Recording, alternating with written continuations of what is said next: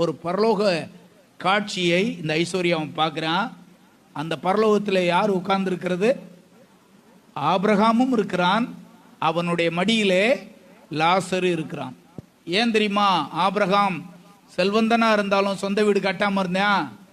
எனக்கு அங்கே நித்தியமான ஒரு வீடு இருக்குன்னு விசுவாசிச்சான். அந்த விசுவாசத்தின்படி இப்போ நேரம் எங்க இருக்கான் பாருங்க. இப்போ இவன் யாருன்னா கர்த்தருக்காக பொறுமையோடு கூட காத்திருந்தவன். கர்த்தருக்காக வாக்குத்தத்தம் வந்தாலும் அதை சுதந்திரித்துக் கொள்ளும்படி கர்த்தர் எனக்காக அற்புதம் செய்வார் என்று காத்திருந்த ஒரு தேவனுடைய மனுஷன்.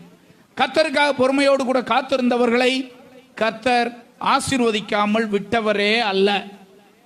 இயேசு பரலோகத்துக்கு போகும்போது சீசரிடத்தில் சொல்லிட்டு போனாரு, நான் போய் உங்களுக்காக ஒரு தேற்றரவாளனை அனுப்புவேன், நீங்க அதுவரைக்கும் எருசலேமிலே காத்திருங்கள்.